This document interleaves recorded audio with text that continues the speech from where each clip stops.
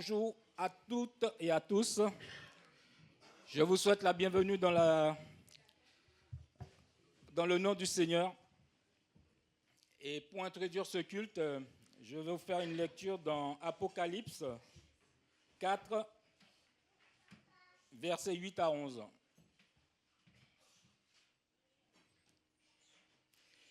Qui nous dit, les quatre êtres vivants ont chacun 6 ailes, et ils sont couverts d'yeux tout autour, et à l'intérieur, ils ne cessent de dire jour et nuit, Saint, Saint, Saint est le Seigneur Dieu, le Tout-Puissant, celui qui était, qui est et qui vient.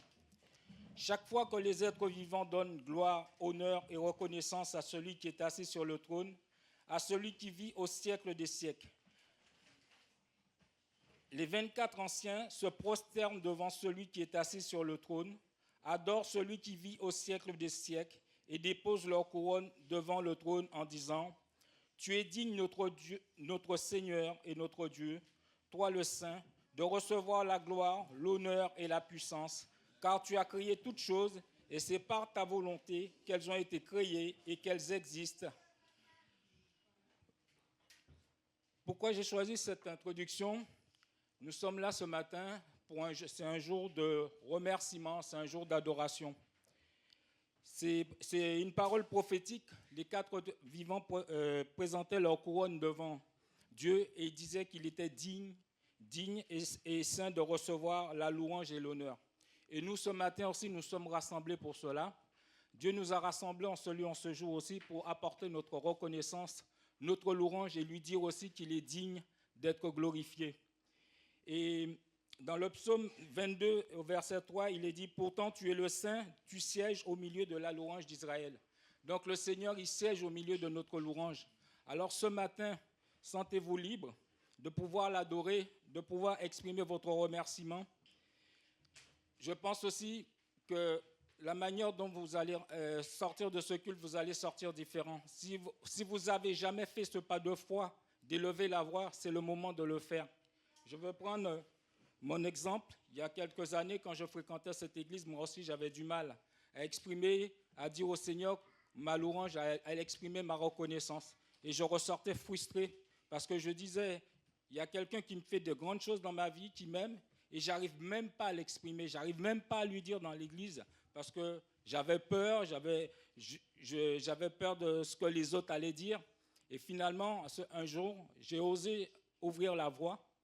Et quand j'ai exprimé ma louange, je peux vous dire, quand je suis ressorti, j'étais autrement. J'étais tellement heureux parce que j'ai pu exprimer ce que le Seigneur a mis sur mon cœur.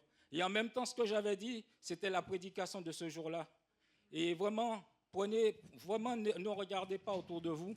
Exprimez à Dieu ce qu'il a mis sur votre cœur. Et vous allez ressortir différent. Et je pense que Dieu va faire de grandes choses au milieu de nous ce matin.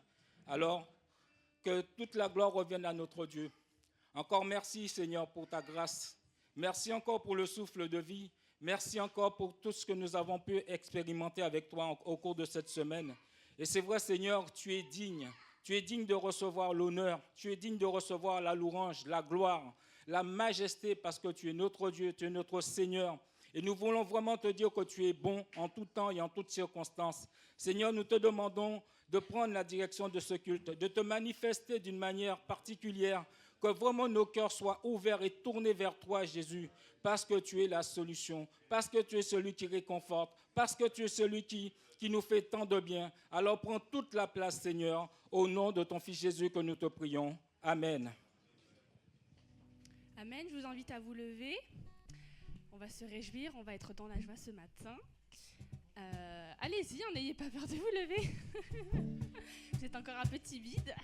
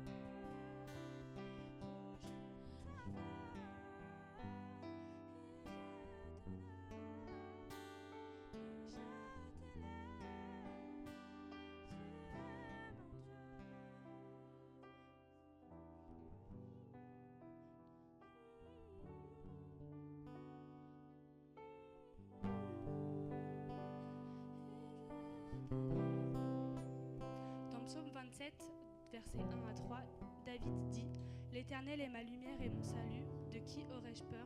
L'Éternel est le soutien de ma vie, qui devrais-je redouter ?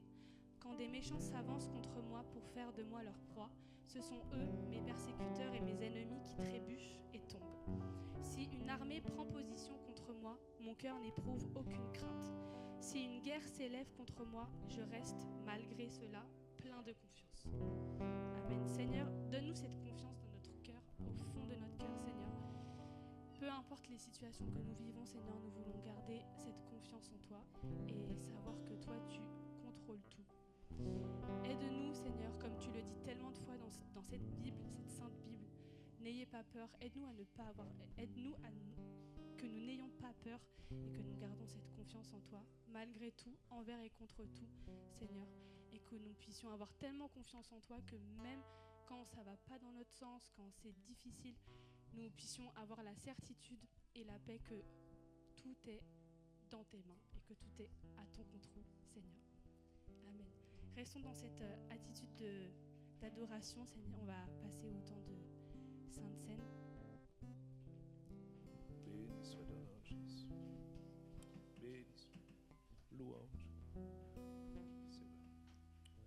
On va rester debout pendant ces instants. Ceux et celles qui se sont engagés avec Dieu et qui ce matin désirent prendre la Sainte Seine. Et peut-être ta question ce matin, c'est quoi la Sainte Seine? Nous voulons simplement te rappeler que la Sainte Seine, c'est, avant de mourir, Jésus a institué cette tradition, on peut dire une tradition. À chaque fois que nous prenons la Sainte Seine, nous rappelons qu'il est mort et qu'il est ressuscité pour nous. Et nous rappelons aussi qu'il revient bientôt. Et ce matin, peut-être que tu te dis, ça consiste en quoi? Il faut être engagé avec Dieu, donner sa vie à Dieu, passer par les eaux du baptême, le baptême par immersion, et reconnaître que Jésus est mon Sauveur et mon Seigneur.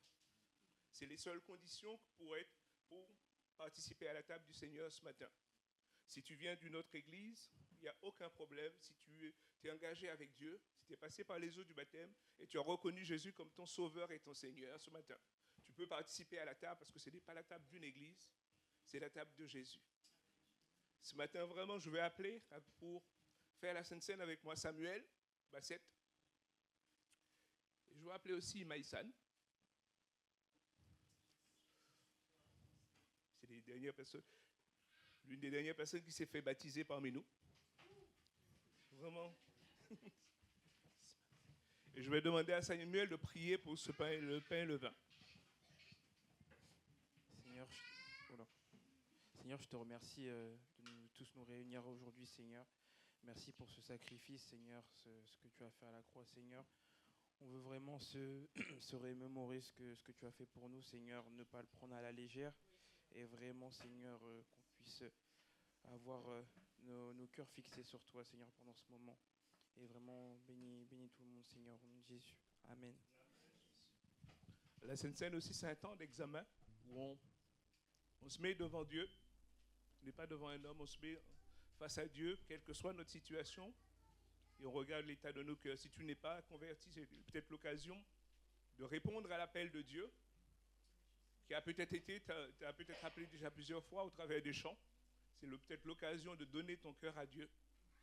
Et si tu es converti, c'est peut-être l'occasion aussi de peut-être remettre à Dieu tout ce qui peut-être te pèse ce matin et demander vraiment qu'il puisse agir dans ta vie. Je vais demander à Maïsan.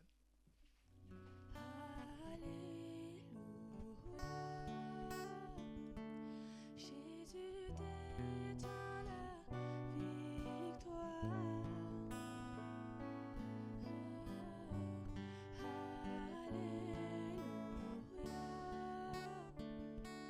Il a triomphé pour moi. Alléluia,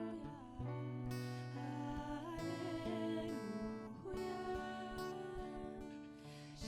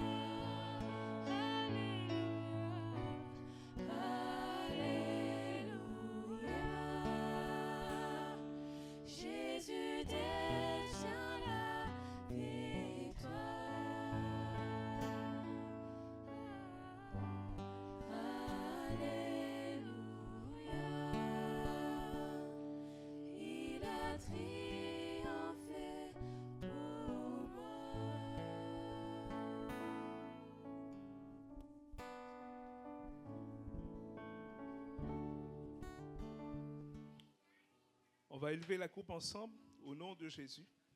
La parole de Dieu nous dit que c'est la coupe de délivrance, la coupe de guérison, la coupe du salut qu'il a offert pour nous à la croix du Calvaire. Et ce matin, quel que soit votre état, croyez que par la foi, Jésus est capable d'agir dans vos vies, dans son nom ce matin. Amen.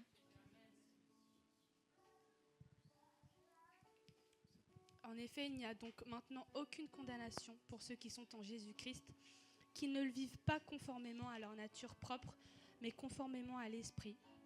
Or, la foi est une ferme assurance des choses qu'on espère et une démonstration de celles qu'on ne voit pas. Simplement. Alors, comme nous le faisons chaque dimanche, nous voulons laisser la parole à La Parole est comptée. Donc, La Parole est comptée, c'est un groupe de chrétiens de cette église qui apprennent par cœur une partie de la Bible. Une partie, vraiment. Rassurez-vous, pour les autres, vous dites, oh, quand même, c'est possible ça. Oui, c'est possible.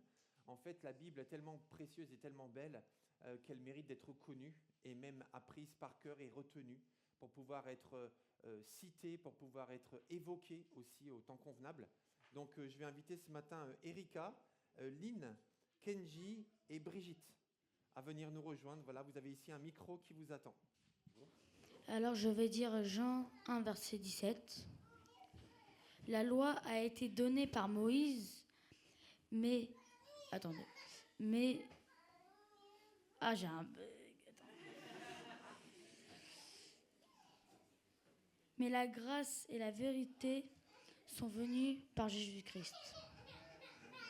Merci. Merci beaucoup, Kenji. Voici, bénissez l'Éternel. Tu peux recommencer. Voici, bénissez l'Éternel, vous tous les serviteurs de l'Éternel, qui vous tenez dans la maison de l'Éternel pendant les nuits. Élevez vos mains vers l'Éternel. Élevez vos mains vers le sanctuaire de l'Éternel et bénissez son nom. Que l'Éternel vous bénisse de Sion, lui qui a fait les cieux et la terre. Psaume 134. Merci beaucoup.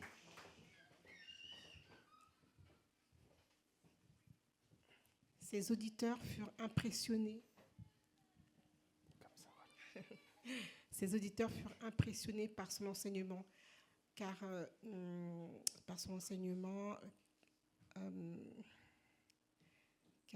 il dit des choses avec une force, avec une réalité, et non pas. Il était différent par rapport aux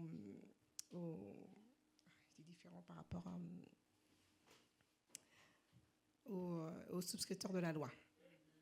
Marc 1, verset 22. Merci.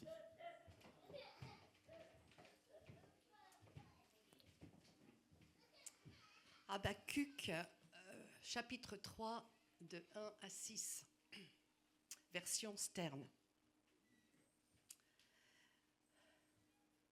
J'ai entendu des rumeurs à ton sujet, et je t'ai craint, je t'ai redouté. Que tes œuvres sont merveilleuses. Que ta parole, que tes œuvres prennent corps de notre époque, à notre époque. Que ta parole, que tes œuvres se fassent connaître de notre temps. Mais dans ta colère, n'oublie pas la compassion. Dieu vient de Théman, le saint du mont Paran. Tu as l'éclat du soleil et de tes mains sortent les rayons. C'est de là que se tient ta force. Ta splendeur recouvre les cieux et ta louange recouvre la terre.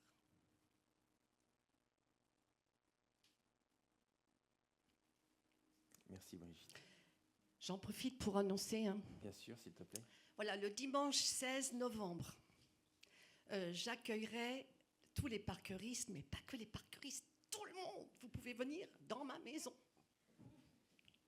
Autour du feu, on fera griller des châtaignes et on boira du chocolat. À l'heure du thé, donc thé aussi, évidemment. Je vous accueille tous, même si vous ne faites pas partie des parkeristes. Comme ça, vous pourrez connaître le travail. On se réunit pour pouvoir souder, pour pouvoir donner un autre élan à ce travail qui a été vraiment mandaté par Dieu. J'ai plein de remerciements à l'Église qui a laissé vivre ça depuis bientôt 2 ans, que nous ne loupons pas un seul culte. Je remercie Marie-France qui s'est levée pour nous. On a déjà des services dans notre truc. Marie-France qui m'aide beaucoup à ce que tout soit programmé toutes les semaines. Jean-Yves qui filme. Joël qui filme. Sandrine aussi, je crois. Séverine. Et merci. En fait, ce sont des services, quoi. Bien sûr. Donc, on va retravailler sur le fond. Pourquoi on choisit des versets? En fonction de quoi? En fonction de soi-même, en fonction de l'Église. On va chercher tout ça. On va retravailler sur les problèmes techniques. Comment gérer les trous de mémoire qui ont leur place, qu'il faut savoir traverser. Comment se tenir. Et surtout, pour finir, n'oubliez pas qu'on vient s'entraîner ici le dimanche, mais c'est pour pouvoir le donner dans le monde. Et si dans un univers, dans une atmosphère où on est quand même à l'aise, on ne va pas être jugé, on est bien ici.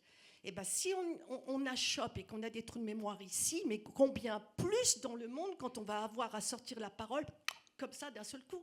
Donc c'est vraiment, mais c'est privilégié, on est privilégié de pouvoir venir s'entraîner là toutes les semaines pour pouvoir le donner comme ça à tous ceux qu'on rencontre dans notre vie. Alors, je vous attends tous le dimanche 16 novembre à l'heure du thé, chocolat, châtaigne. Merci beaucoup, gloire à Dieu. Merci beaucoup. Merci à vous. Nous sommes encouragés, bénis. Oui, c'est un piège. Ça fait plusieurs fois déjà. L'équipe technique, il faudra lui couper les pattes au micro derrière. Il faut trouver des solutions. Et oui, mais bravo, bravo. Tu es rare d'ailleurs. Moi, je me suis fait avoir plusieurs fois. Merci Seigneur. Écoutez, juste avant aussi d'entrer dans la prédication, on se réjouit aussi parce que plusieurs personnes se préparent au baptême. Là, tout à l'heure, Maësan est venue nous distribuer la Sainte Seine. Tu as une coupe magnifique, Maësan, je veux te le dire. Joël aussi, tu as une coupe magnifique. Hein, voilà. Vous, Marie-France aussi. Mais Joël, je crois que tes cheveux, ils sont chez Maësan. Je pense, vous avez... Non, vous êtes tous magnifiques, c'est pas la question. Mais voilà, Maësan est une récente baptisée, comme d'autres aussi. Et puis plusieurs sont en train de se préparer au baptême actuellement et on se réjouit beaucoup, beaucoup. C'est une joie pour nous d'accompagner de nouvelles personnes qui veulent donner leur vie à Dieu et vraiment sceller une alliance pour ne jamais le quitter. Donc Annie, tu peux peut-être nous dire quelques mots là-dessus? Tiens, regarde, prends ce micro si ça ne te dérange pas. Oui, donc on a 7 personnes qui se préparent. On a aussi des nouveaux membres, hein, on ne vous oublie pas, qui allaient nous rejoindre. On est vraiment, comment dire, ça nous refait vraiment notre journée, notre mois avec Manouchka, avec Mathilde hier soir, vendredi soir. C'est incroyable. Ils ont, il y a Mélissa, il y a Iliana, il y a Shaun, il y a Sherilyn, il y a Edwin qui s'est ajouté, il y a Mathieu qui refait encore une fois. On a aussi Thaïs. Voilà, enfin, il y a même peut-être des gens que vous ne connaissez pas ici parce qu'ils sont dans des groupes de maison, mais vraiment, c'est extraordinaire. Et on a décidé dans cette église de faire une session de préparation l'automne et au printemps. Et c'est vrai qu'on est étonnés qu'il y a toujours des gens qui ont envie de s'engager parmi les jeunes. Là, on a un super groupe de jeunes, un groupe de plus jeunes en tout cas. Mais vraiment, leurs témoignages, ils sont incroyables. Mais vraiment incroyables. Dieu va chercher les gens. Mais les filles, là, ils viennent vous chercher, mais où on ne peut pas imaginer, en fait, où on n'imagine pas que Dieu va là pour toucher, pour appeler des gens qui, pour certains ici, sont d'une famille totalement athée ou en tout cas non chrétienne ou avec un contexte qui n'est pas du tout forcément, vous voyez, le chemin tracé. Moi, ça me touche énormément, vraiment. Et priez pour eux, s'il vous plaît. Priez tous, l'Église, pour eux, tous, voilà, pour que ce parcours aille au bout et que le baptême puisse avoir lieu et que voilà, la réflexion se fasse. Et prions aussi pour tous ceux qui sont encore en réflexion, qui ont besoin un peu de temps encore, peut-être pour la prochaine fois, mais c'est vraiment un passage important. Moi, je pense qu'il y a 2 décisions majeures dans notre vie. C'est le mariage, si on a envie de se marier, et c'est le baptême, l'engagement avec Jésus. Je pense vraiment c'est les 2 choses qui sont fondamentales, qui scellent quelque chose d'absolument essentiel dans notre vie, qui donnent une direction particulière. Le reste, c'est des décisions, voilà, peut-être plus pas moins simples, mais disons qui n'ont pas autant d'impact. Je pense vraiment que c'est un impact majeur. Donc voilà, merci pour tous ceux-là qui sont vraiment des jeunes et ils le font à un bon moment, en fait, pour que tout le reste de leur vie découle aussi. Mais je rappelle quand même qu'on a baptisé, enfin Philippe, la personne la plus âgée dans cette église, elle avait quand même 86 ans. Hein. Donc il y a la place pour tout le monde. Hein. 86 ans, hein, voilà. C'est ça, merci beaucoup. Je vous inviterai à vous lever pour qu'on l'on prie ensemble afin que le Seigneur nous parle par sa parole. Dieu Tout-Puissant, voilà, merci. Si vous pouvez vous lever, levez-vous. Dieu Tout-Puissant, je te bénis parce que tu nous permets ce matin de nous plonger dans ta parole, la Bible. Seigneur, merci pour ces amis qui ont dit la Bible par cœur. Merci parce que ta parole, parce que tu parles déjà de tellement de manières différentes. Et tu parles encore et encore. Et nous sommes là pour t'écouter, non seulement ce matin par la prédication, mais en toutes circonstances, à tout moment et partout nous sommes. Alors merci de nous parler encore ce matin par la Bible, ce livre dans lequel tu as tant de choses à dire. Tu as déjà tant dit et tu l'as fait vivre encore aujourd'hui dans nos réalités. Alors merci de nous parler ce matin. Tu connais nos vies, tu la connais tellement bien. Seigneur, nous sommes venus dans ce lieu, dans cette église, ce matin avec peut-être des tas de questions, ou au contraire avec des tas de joie, avec des tas de certitudes, ou alors peut-être avec des quêtes, des doutes, ou peut-être des maladies, ou au contraire, Seigneur, on a une semaine formidable, et tout est OK, tout est parfaitement aligné. Tu sais tout de nous. Alors merci Seigneur, parce que tu sauras nous parler parfaitement, par ton esprit, qui sont de tout, même le cœur de Dieu. Au nom de Jésus. Amen. Amen. Je vous invite à prendre place. Et j'aimerais qu'on lise ensemble ce matin. Voilà. Ah oui, je vais prendre la télécommande aussi qui est par ici. Merci beaucoup. Voilà, c'est très bien. Donc on va lire ensemble ce matin dans Genèse, chapitre 28, versets 10 à 16. Genèse, chapitre 28, versets 10 à 16.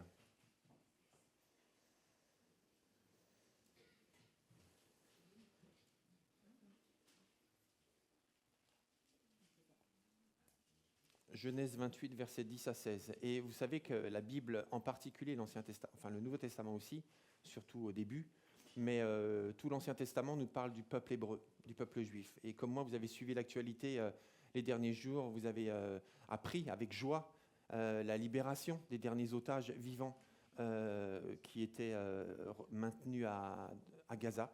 Donc vous vous êtes réjouis, on peut remercier Dieu pour ça. Et on peut remercier Dieu aussi de la trêve qui a lieu actuellement et qui stoppe aussi voilà, les bombardements sur Gaza. En tout cas, continuons à prier pour la paix à Jérusalem, pour la paix en Israël. Je dis ça parce qu'en fait, on lit un texte qui appartient en fait, à la culture juive. Et donc, nous sommes de la même famille que le peuple juif. Donc, c'est important de le dire. Alors, ça ne veut pas dire qu'on doit être d'accord avec toutes les positions politiques, je tiens à le dire aussi. Mais n'empêche qu'on doit prier pour nos frères et sœurs juifs. On doit les aimer, on doit les soutenir et on doit prier aussi voilà, pour eux parce que c'est notre famille et on doit aussi prier pour tous ceux qui souffrent, quelle que soit leur culture, quelle que soit leur religion, quel que soit l'endroit du monde où ils se trouvent. Nous devons prier pour tous ceux qui souffrent parce que la défense du pauvre et de l'opprimé fait partie des commandements de Dieu dans l'Ancien Testament, clairement. Donc ça faisait partie des choses non négociables que le peuple de Dieu devait appliquer partout où il passait. Donc voilà, vraiment prions et soutenons tous ceux qui souffrent et prions et aimons aussi notre famille juive tout simplement à travers le monde. Voilà, je voulais juste dire un mot là-dessus parce que je pense qu'avec l'actualité, c'est important qu'on ne dise pas rien. Voilà, donc maintenant lisons Genèse 28, versets 10 à 16. Jacob avait quitté Beersheba et marchait en direction de Haran. Comme le soleil se couchait, il prit une pierre pour s'en faire un oreiller et se coucha pour passer ainsi la nuit dans le lieu qu'il avait atteint. Dans son rêve, il vit une sorte d'escalier reposant sur la terre et dont le haut atteignait le ciel. Et voici que des anges de Dieu montaient et descendaient cet escalier, ou cette échelle selon les traductions. L'Éternel lui-même se tenait tout en haut et lui dit : je suis l'Éternel, le Dieu d'Abraham, ton ancêtre, et le Dieu d'Isaac. Cette terre sur laquelle tu reposes, je te la donnerai à toi et à ta descendance. Elle sera aussi nombreuse que la poussière de la terre. Elle Elle étendra son territoire dans toutes les directions, vers l'ouest et l'est, vers le nord et le sud. Par toi et par elle, toutes les familles de la terre seront bénies. Et voici, je suis moi-même avec toi. Je te garderai partout où tu iras, et je te ferai revenir vers cette région. Je ne t'abandonnerai pas, mais j'accomplirai ce que j'ai promis. Jacob s'éveilla et s'écria, « Certainement, l'Éternel est en ce lieu, et moi, je ne le savais pas. » Certainement, l'Éternel est en ce lieu, et moi, je ne le savais pas. Et c'est ça le sujet de ma prédication de ce matin, et c'est sur ça que Dieu veut attirer notre attention aujourd'hui, dans ta vie. Et aussi à vous qui êtes sur YouTube, bien sûr, parce qu'on ne vous oublie jamais. Certainement, l'Éternel est en ce lieu, et moi, je ne le savais pas. Ce message s'adresse en fait à tous, que tu sois un chrétien convaincu, que tu sois un musulman, que tu sois un juif, un bouddhiste, que tu sois un athée, quelqu'un en recherche, peu importe qui que tu sois, ce message s'adresse à toi. Parce que peut-être que Dieu est tout près de toi et tu ne le réalises même pas. Peut-être que Dieu est beaucoup plus proche de toi que ce que tu peux imaginer. Certainement, l'Éternel est en ce lieu et moi, je ne le savais pas. J'aimerais redonner quelques mots de contexte sur le passage qu'on a lu tout à l'heure. Dieu a promis à Jacob, donc le personnage principal du récit qu'on vient de lire, Dieu a promis à Jacob au chapitre 25 de la Genèse qu'il allait avoir un rôle important dans l'avenir de la famille, de sa famille, et même si ce n'est pas lui l'aîné, son grand frère lui sera soumis. Dieu lui a dit cela, ce n'était pas habituel en fait, puisque c'était l'aîné qui avait autorité, l'autorité du père en particulier pour poursuivre l'autorité sur le reste de la famille. Et Dieu, avant même la naissance en fait, des enfants, eh bien Dieu a annoncé que dans le ventre de la mère, c'était des jumeaux. En fait, il y avait 2 garçons et que l'un des 2 dominera sur l'autre. Et que c'est en fait le plus jeune. Alors c'est des jumeaux, alors on se dit il y a un plus jeune, il y a un plus vieux. En fait, il y en a un des 2 qui est sorti en premier parce qu'il n'y avait qu'un seul passage. Donc il fallait attendre son tour. Et puis donc du coup le deuxième est sorti, après. Et c'est Jacob qui est sorti en deuxième. Donc c'est pas lui l'aîné en fait, mais Dieu a annoncé dès le début que son frère lui sera soumis. Donc au chapitre d'avant, au chapitre 27, Jacob s'entend avec sa maman pour tromper son père. Parce que le jour de la bénédiction, de la transmission de l'autorité paternelle devait avoir lieu, et le papa devait prier pour son fils aîné pour lui transmettre cette autorité. Mais voilà que la maman ne voulait pas en fait que son grand frère ait l'autorité, et elle avait entendu la promesse de Dieu, donc elle s'est dit, c'est le jour J, il va falloir trouver une solution pour que la bénédiction de Dieu aille sur le petit frère. Et elle a rusé, et elle a trompé son mari, en faisant croire que Jacob était son frère, parce que son frère était très velu, et elle a mis des poils d'animaux sur son fils, et puis elle a fait croire que Jacob était son grand frère. Et en fait, la maman a menti, le fils a menti, pendant que le grand frère était parti à la chasse. Et voilà que le père qui était aveugle a été trompé, c'est basé sur la tromperie, sur la fourberie, clairement sur la manipulation, ni plus ni moins. Malheureusement, parce que Dieu avait promis, ce n'était pas la peine de tricher pour s'approprier la promesse de Dieu, parce que Dieu est assez grand pour accomplir sa promesse. Amen. Donc on n'a pas besoin de bricoler, de tricher, de manipuler, de s'attirer des problèmes inutiles pour que Dieu accomplisse sa promesse. Il est assez grand pour le faire. Et suite à ça, en fait, du coup, le petit frère a reçu la bénédiction, mais par la ruse et pas par la manière de Dieu. Et quand le grand frère est revenu de la chasse, il était en colère parce qu'il s'est rendu compte qu'il a été écarté pour qu'on lui vole sa bénédiction. Et le grand frère était très très en colère et il a voulu détruire son petit frère. Et c'est là que Ésaü pourchasse son petit frère Jacob pour le tuer. Et donc Jacob s'enfuit. Et Jacob a fait preuve de ruse et de tromperie, je répète, pour voler la bénédiction de son frère, alors qu'il aurait suffi de laisser Dieu faire les choses à sa manière. Alors j'aimerais juste ouvrir une parenthèse sur les disputes. Les disputes, ça existe. Ça existe dans tous les milieux, dans toutes les familles, dans tous les quartiers, dans tous les immeubles, dans toutes les cultures, les disputes, ça existe. J'ai remarqué au cours de mon ministère que, en fait, lorsque je parle des disputes, lorsque je parle du pardon, lorsque je parle des rancunes, j'ai l'attention de tout le monde. Ça, c'est un sujet universel. Vous savez, autant il y a des gens, des fois, qui s'endorment quand je prêche. Alors, j'espère que je ne suis pas le seul, mais je vous vois. N'oubliez pas que d'ici, je vois tout, en fait. Bon, voilà, je comprends qu'on est fatigué parfois, mais ce n'est pas une raison pour dormir. Bon, bref, je plaisante. Mais tout ça pour dire que quand je parle du pardon, quand je parle des disputes, de la rancune, là, j'ai l'attention de tout le monde. Comme si on avait tous quelque chose contre quelqu'un, quelque part. Comme si, en fait, on était tous blessés par quelqu'un, et parfois des gens très proches, hein, ça peut être ses parents, ça peut être son conjoint, ça peut être son frère, sa sœur, de sang, hein, j'entends. Hein. Ça peut être son enfant, ça peut être son voisin, ça peut être peu importe qui, en fait. Mais on sait ce que c'est la blessure. On sait ce que c'est l'offense.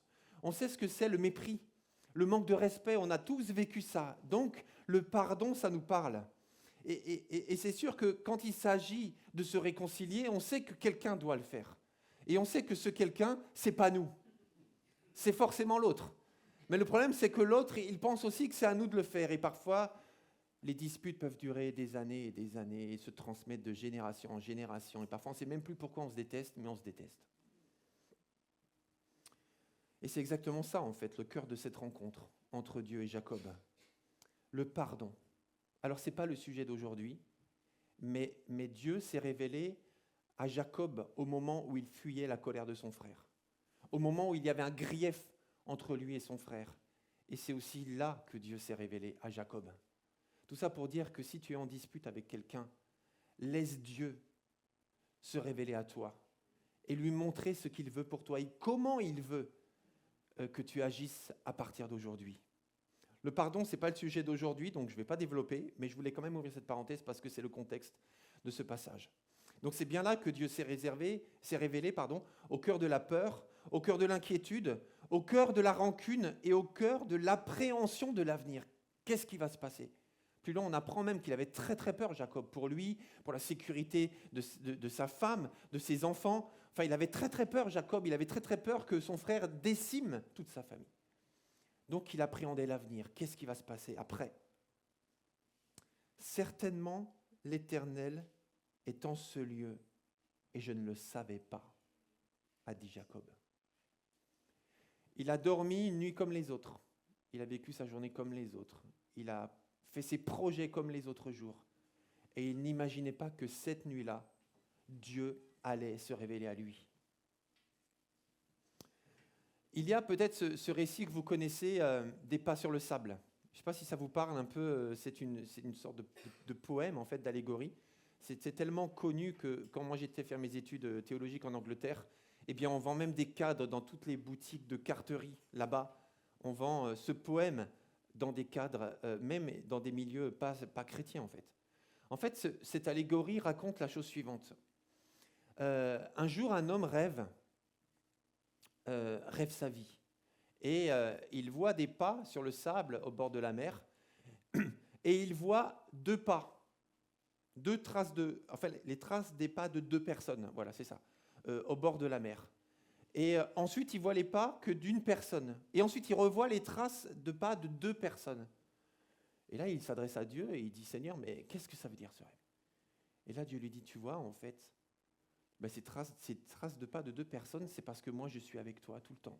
Tout le temps, même quand tu ne t'en rends pas compte, je suis tout le temps là avec toi, tout le temps à tes côtés. Et quand tu marches, moi, je marche avec toi. Et quand tu t'arrêtes, eh bien, je m'arrête à côté de toi. Et quand tu cours, je cours à côté de toi. Je suis tout le temps à tes côtés. Je suis le Dieu omniprésent. Tu es mon fils, tu es ma fille, je t'aime et je suis tout le temps avec toi. Et là, un peu plus loin, justement, dans son image, il voit qu'à un moment donné, il n'y a plus qu'une seule trace de pas. Il s'adresse à Dieu, il dit, Seigneur, mais moi je me rappelle ce qui s'est passé là, j'avais des gros problèmes, il y a une tempête dans ma vie, je vivais un des moments les plus difficiles de ma vie. Et là, il n'y a plus qu'une trace de pas. Seigneur, tu m'as abandonné. Seigneur, pourquoi m'as-tu abandonné ? Et là, Dieu lui dit, non, en fait, je ne t'ai pas abandonné. Tu ne vois qu'une seule trace de pas parce que je te portais, justement. Et c'est moi qui marchais pour toi. Et ensuite, quand les choses se sont arrangées, je t'ai reposé au sol et je marchais à nouveau à tes côtés. C'est magnifique, n'est-ce pas ? C'est ça, en fait. Dieu est tout le temps là. Dieu, certainement l'Éternel est en ce lieu et moi, je ne le savais pas. Je ne sais pas si tu réalises, si je réalise tous ces moments où Dieu est vraiment présent et pourtant tu ne t'en rends pas compte. Et je répète, cela te concerne si tu es chrétien ou si tu ne l'es pas. Alors j'aimerais poser une question. Est-ce que tu n'as jamais eu l'impression certaines fois que Dieu n'était pas là, qu'il était absent ce jour-là, que dans cette situation précise, tu étais seul et que Dieu n'était pas là? Est-ce que ça t'est déjà arrivé? Moi, je lève la main. J'ai déjà eu l'impression, franchement. Ok. N'aie pas honte, hein, on est dans une église, tu peux lever la main. Le pasteur a levé la main, vas-y, tu peux lever la main. On a peur, on se dit c'est un piège, c'est pas un piège. C'est quoi la suite? Si ça se trouve, il va nous dire ça, il va dire mais non, il ne fallait pas.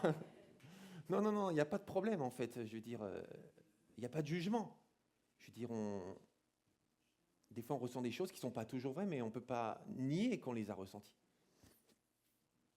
Est-ce que tu n'as jamais eu l'impression certaines fois que Dieu n'était pas là, qu'il était absent ce jour-là dans cette situation précise? Jacob lui-même a dit, certainement l'Éternel est en ce lieu et moi, je ne le savais pas. Je ne le savais pas, je l'ignorais que j'étais dans un lieu saint. J'ignorais que c'était, d'ailleurs, quand il se réveille, il va prendre la pierre sur laquelle il a mis sa tête. Moi, je n'aurais pas fait ça personnellement, je l'aurais trouvé plus confortable, je pense, qu'une pierre comme oreiller. Je ne sais pas pourquoi il a fait ça, mais il a pris cette pierre et il a monté un autel pour dire c'est ici l'endroit où Dieu est. Cela nous arrive à tous, en fait, de ne pas réaliser que Dieu est là. Ça nous arrive à tous, parfois, d'avoir des revendications où on a l'impression que Jésus nous a abandonnés, il nous a laissés de côté. Et en fait, il était vraiment là. Et d'ailleurs, il a tout fait sauf nous abandonner. Mais parfois, on se sentait tellement seul, on se sentait tellement abandonné, on se sentait tellement en souffrance, tellement pris d'angoisse. Vous savez, les angoisses, moi, je ne crois pas que j'ai connu un jour les angoisses vraiment, parce que voilà, je ne sais pas, je n'ai pas eu l'occasion encore, tant mieux. Mais je connais beaucoup de gens qui connaissent des angoisses terribles. Et j'ai déjà été présent lorsque des gens ont eu des crises d'angoisse. Mais c'est terrible, les crises d'angoisse. Et dans ces moments-là, on a l'impression qu'on est comme dans la terreur, dans la solitude, et qu'on est physiquement en souffrance. Et à ce moment-là, on parle à Dieu, on dit « Seigneur, mais où es-tu? Mais que fais-tu? Mais pourquoi m'as-tu abandonné ?» Mes amis, rappelons-nous des noms de Dieu, parce que quand on parle de noms, on parle de l'identité de Dieu. On ne parle pas de ce que Dieu fait, mais on parle de ce que Dieu est. Et au-delà de ce que Dieu fait, on doit se rappeler de qui il est, parce que qui il est nous dit ce qu'il est capable de faire ou ce qu'il n'est pas capable de faire. Et un des noms de Dieu, et il y en a des centaines en fait, c'est « Je suis Jéhovah Jireh ». Il s'appelle Jéhovah Jireh. Ça veut dire Dieu qui pourvoit. Je suis Jéhovah Rapha. Je suis le Dieu qui guérit. Je suis Jéhovah Shalom. Je suis le Dieu qui donne la paix. Je suis la paix. Je suis El Shaddai, le Dieu Tout-Puissant. C'est sa nature, c'est son identité. Vous avez probablement entendu parler de Job, le patriarche. Il a fait une des déclarations les plus incroyables de la Bible. C'est pour ça que souvent on la cite d'ailleurs. Un jour, il a dit, et d'ailleurs remarquez, vous voyez la référence en bas, c'est Job 42, verset 5. Vous savez combien il y a de chapitres dans le livre de Job? 42, il me semble. 42, 43, je n'ai pas vérifié, mais il me semble qu'il y en a 42. Ça veut dire que tout à la fin du livre de Job, et si vous ne l'avez jamais lu, lisez-le en entier. Pas juste le début où tout va bien, après où tout va mal, et tout à la fin où tout s'arrange, mais lisez les 40 chapitres qui y a entre les deux, c'est incroyable, très très intense, on se retrouve tellement là-dedans. Et il termine quand même tout ce parcours, tout ce parcours spirituel, toute cette quête de réponse à sa souffrance. Il finit par dire, mon oreille avait entendu parler de toi, mais maintenant, mon œil t'a vu. Et c'est tout un parcours incroyable qui lui a permis de comprendre et de prendre pleinement conscience que Dieu est vraiment là. Mon oreille avait entendu parler de toi, mais maintenant, mon œil t'a vu. Certainement, il aurait pu dire lui aussi, certainement l'Éternel est en ce lieu. Certainement l'Éternel est dans ma vie. Certainement l'Éternel était avec moi dans toutes mes épreuves. mais je ne le savais pas. Et donc il a conclu par dire, mon oreille avait entendu parler de toi, mais maintenant mon œil t'a vu. Alors c'est intéressant parce que si on lit cette déclaration juste comme ça, on aurait presque envie de dire, ça c'est l'histoire d'un homme religieux, un homme charnel. Parce qu'avant, il avait entendu parler de Dieu, peut-être qu'il est né dans une famille chrétienne. Vous savez, c'est ça qui se passe malheureusement quand on ne connaît pas le contexte et qu'on ne lit pas le contexte. Quand on lit juste ça, on dit, oui, c'était certainement un homme religieux, voilà, il avait entendu parler de Dieu, mais il ne connaissait pas Dieu personnellement. Non, il ne le connaissait pas intimement. Donc il avait juste entendu parler de lui. Alors on peut se dire, voilà, après il a évolué, après il s'est converti.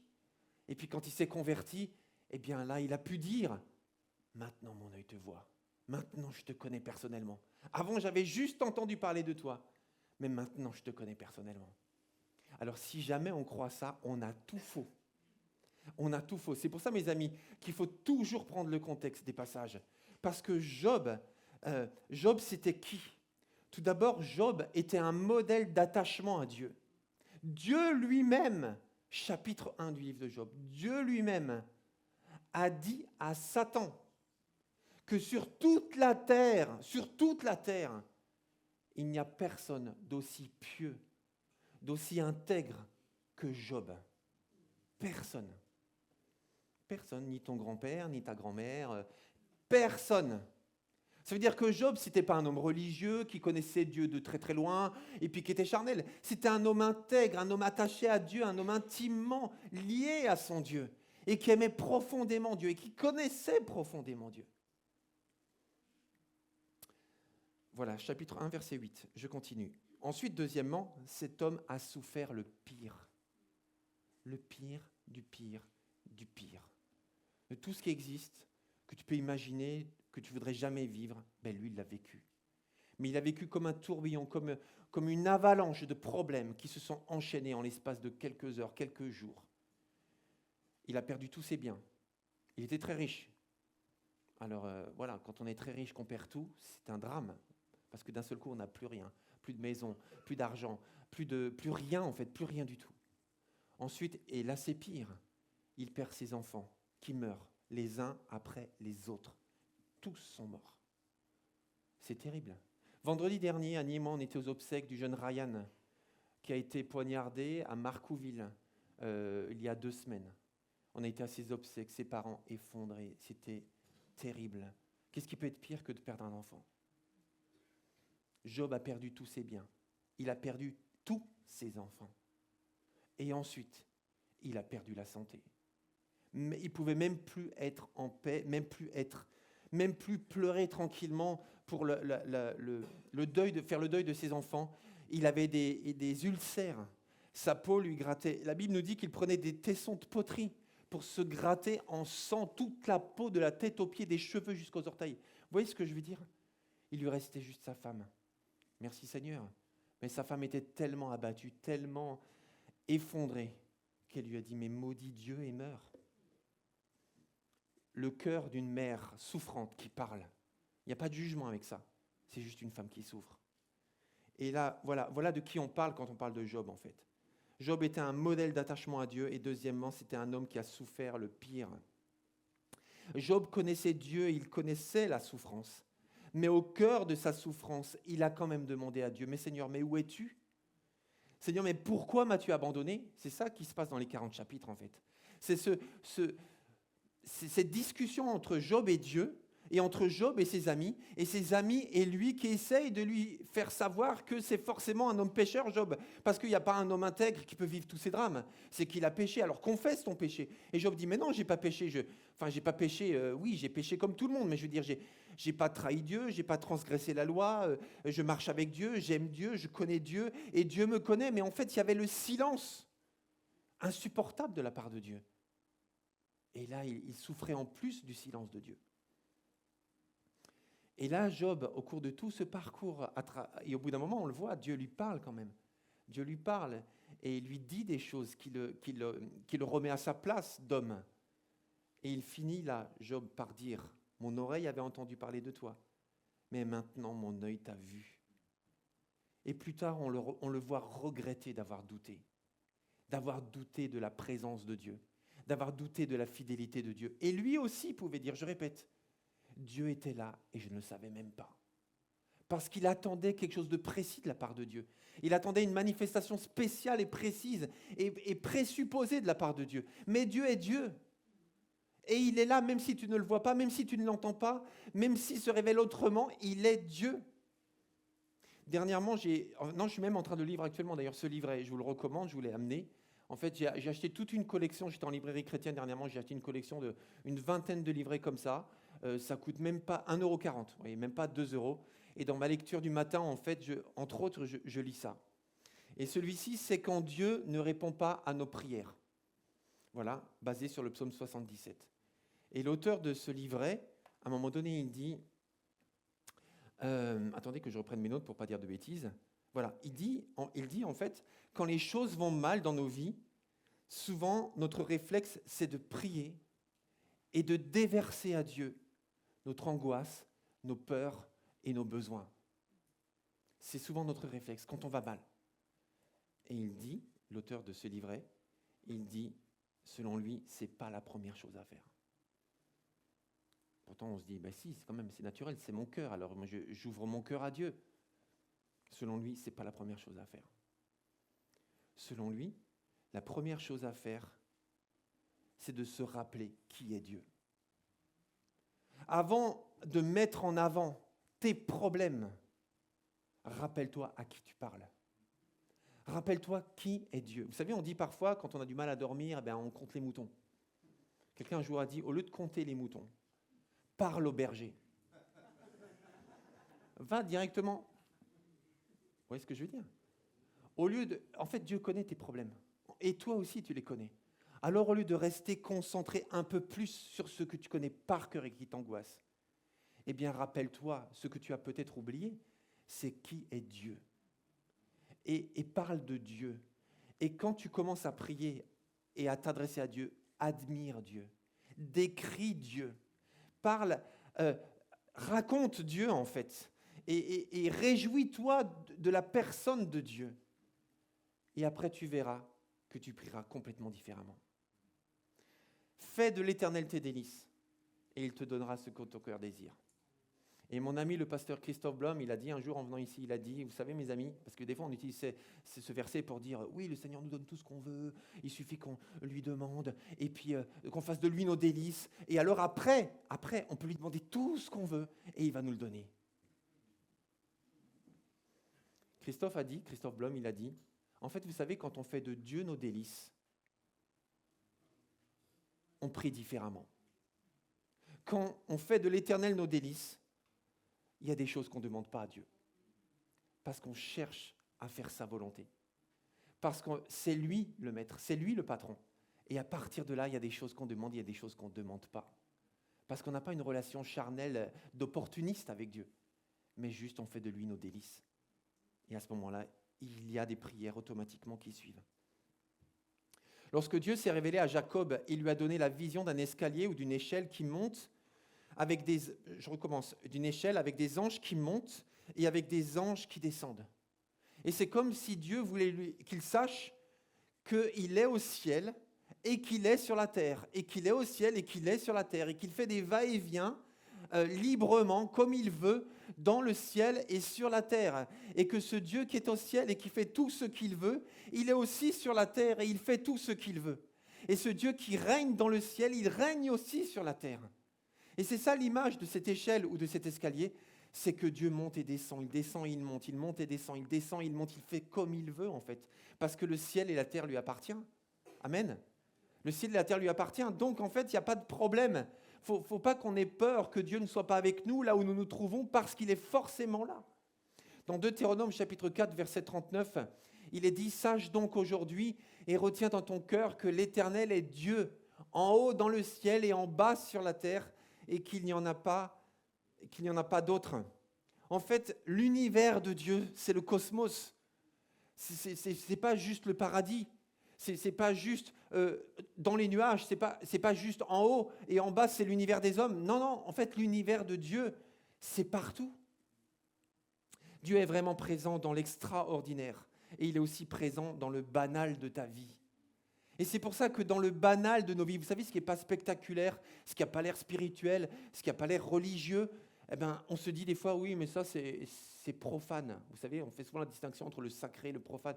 Ça, c'est profane, ça, c'est banal, ça, c'est vil, ça n'a rien à voir, en fait, avec Dieu. Ben, justement, on se trompe. Parce que Dieu est dans l'extraordinaire et dans le banal aussi.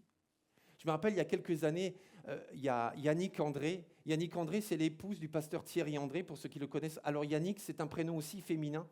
Voilà, pour ceux qui ne savent pas, moi je ne le savais pas. Je connais une seule femme qui s'appelle Yannick, c'est la femme du pasteur Thierry André, voilà, mais c'est vraiment son nom. Et en fait, Yannick, elle m'a dit un jour, tu sais Philippe, un jour, j'ai eu une profonde conviction de la part de Dieu. En fait, le matin quand je me suis réveillé, alors elle ne m'a pas dit concrètement comment elle a su, mais elle m'a dit, Dieu m'a dit. En fait, j'ai eu la conviction de Dieu intérieurement que je devais rester à la maison ce jour-là.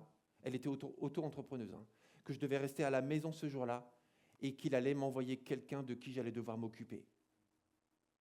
J'étais sûr que c'était de Dieu. Alors j'ai annulé mes rendez-vous, voilà, j'ai organisé ma journée et je suis resté à la maison.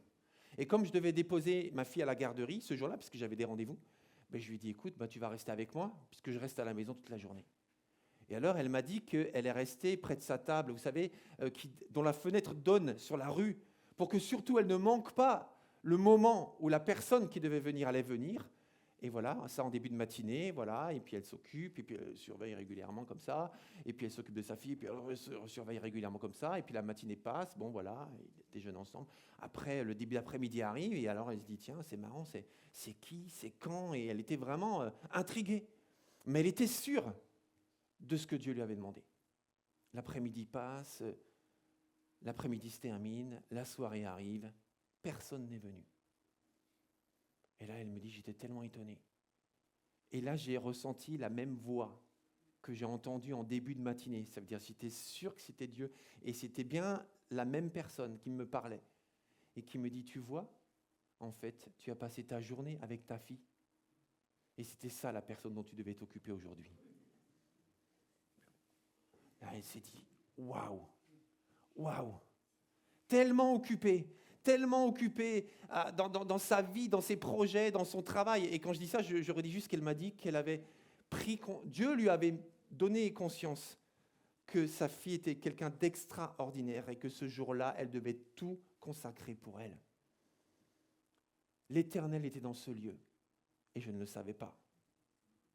Souvent, nous mettons des étiquettes au lieu et au moment en se disant oui, Dieu est là, oui, Dieu, dans ces moments-là, Dieu parle. Sous-entendu, dans les autres endroits, pendant les autres moments, Dieu n'est pas là ou Dieu ne parle pas. Vous savez, quand on prie, on s'attend à ce que Dieu nous parle. Quand on lit la Bible, on s'attend à ce que Dieu nous parle. Quand on est en église, on s'attend bien sûr à ce que Dieu nous parle. Quand on est dans notre groupe de maison, on s'attend à entendre la voix de Dieu et être béni par Dieu. Et tout ça, c'est tellement normal parce que c'est là où Dieu bénit tellement en fait. C'est sûr, mais dans les autres moments aussi. Et vous savez, c'est un peu ça le piège aussi d'appeler l'église la maison de Dieu. Ça sous-entend que ta maison n'est pas la maison de Dieu, que ta voiture n'est pas la maison de Dieu. Voilà, que Dieu est là, et quand tu sors de là, tu dois attendre de revenir pour rencontrer Dieu. Non, l'église n'est pas la maison de Dieu en fait. L'univers entier est la maison de Dieu. Ta voiture, c'est la maison de Dieu. C'est pour ça que quand quelqu'un, peut-être un chrétien, te fait le signe des chrétiens, la queue de poisson pour te passer devant, et que là tu te dis, c'est la maison de Dieu. Et tout ce que tu as envie de dire, n'oublie pas que tu es dans la maison de Dieu à ce moment-là. C'est vrai.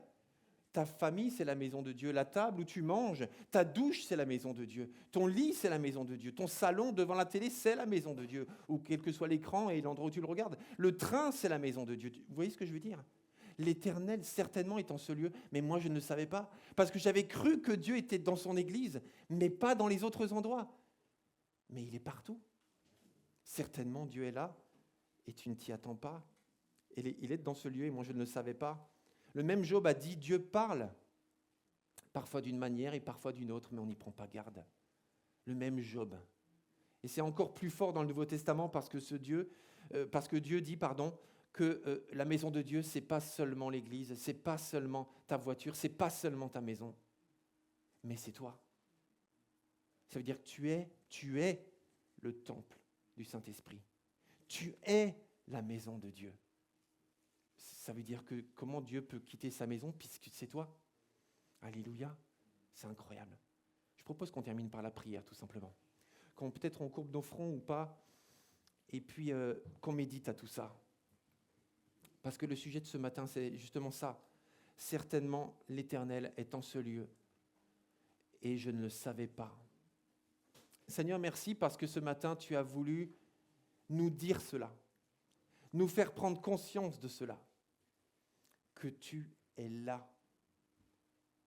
Tant de fois, on ne pense pas à toi. Certaines fois, peut-être, on était même sûr que tu n'étais pas là. Mais toi, tu nous rappelles que tu es là.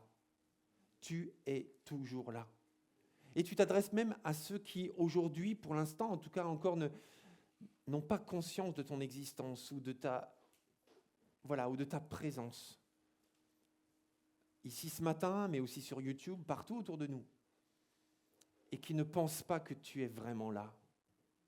Et toi, tu nous parles d'un homme, Jacob, qui était un croyant profondément attaché à toi, qui n'avait pas réalisé que ce jour-là, à cet endroit-là, tu étais là aussi. Alors merci Seigneur, parce que tu nous dis cela ce matin, et tu sais pourquoi tu le dis. Moi, je ne sais pas exactement pourquoi tu as voulu insister là-dessus ce matin, mais certainement que nous sommes nombreux à le savoir. Et que tu nous parles parce que tu nous le dis. Peut-être c'est une révélation, peut-être c'est un rappel, peut-être c'est une prise de conscience. Mais oui, tu es là, partout et tout le temps. Et quand nous sommes affairés à des choses tellement banales, là aussi tu es là, Seigneur. Ta parole dit que tout nous vient de toi, tout nous vient de toi, et tout est pour toi. Que nous ne pouvons t'offrir que ce que nous avons déjà reçu de toi.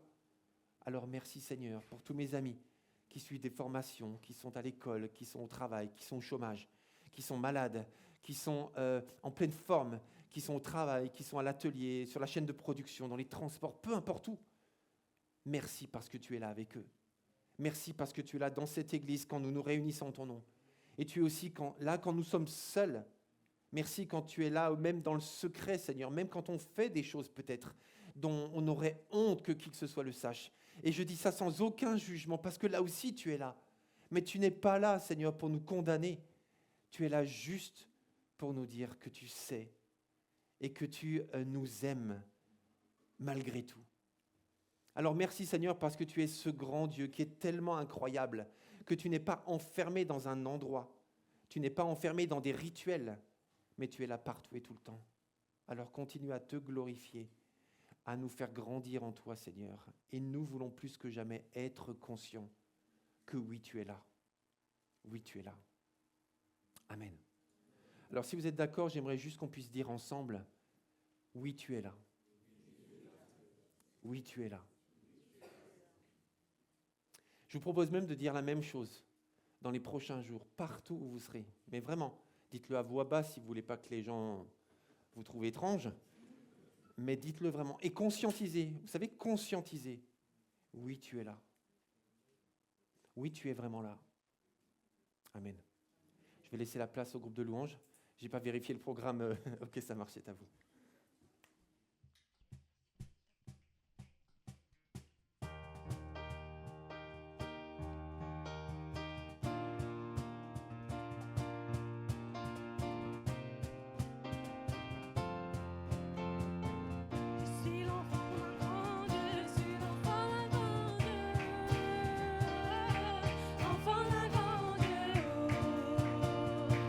Il me laisse pas tomber, toujours de mon côté.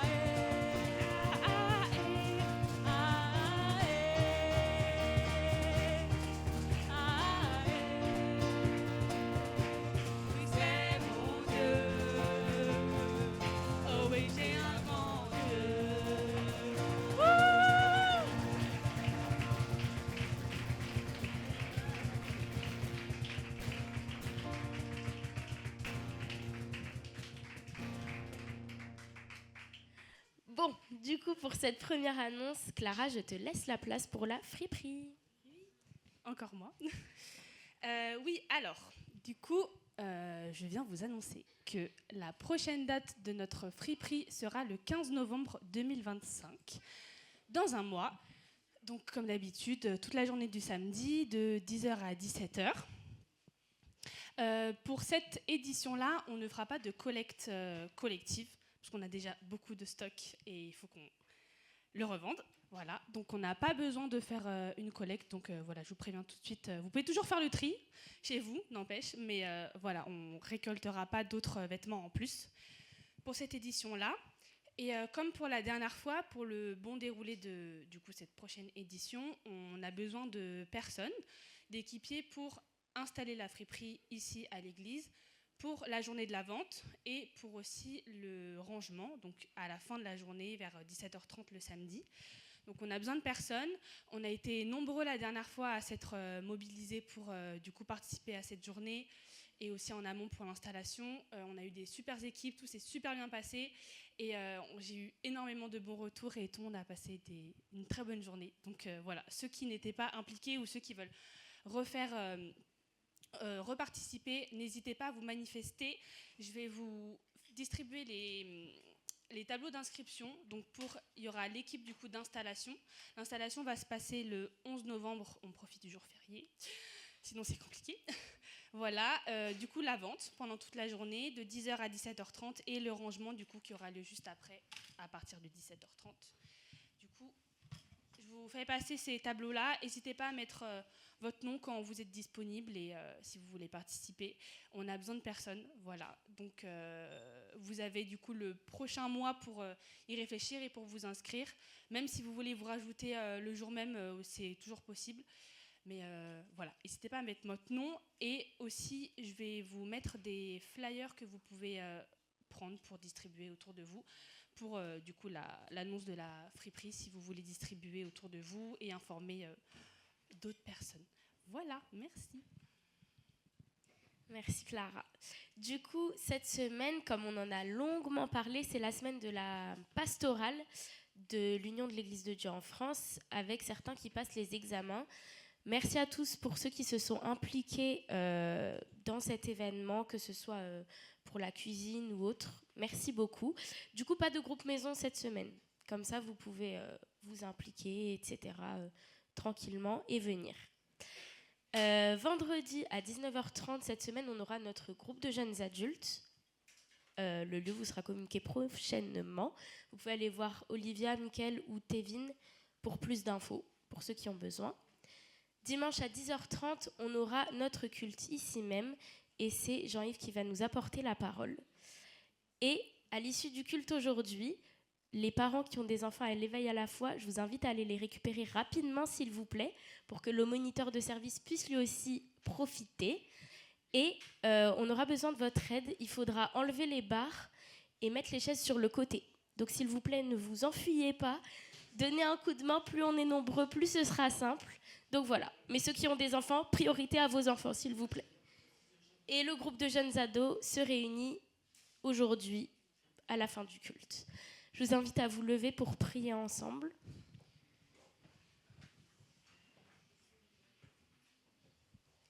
Seigneur, je te remercie pour ce moment passé en ta présence. Merci pour ce rappel que tu es là, quoi qu'il arrive. Tu seras là, quoi qu'il arrive cette semaine, Seigneur, dans notre vie. Merci parce que tu es là, tu es bon. Merci de nous accompagner cette semaine. Je te prie aussi pour cette semaine de pastorale, ceux qui passent les examens, que tu puisses vraiment les inspirer, les accompagner par ton esprit. Que ça puisse être une semaine bénie, Seigneur.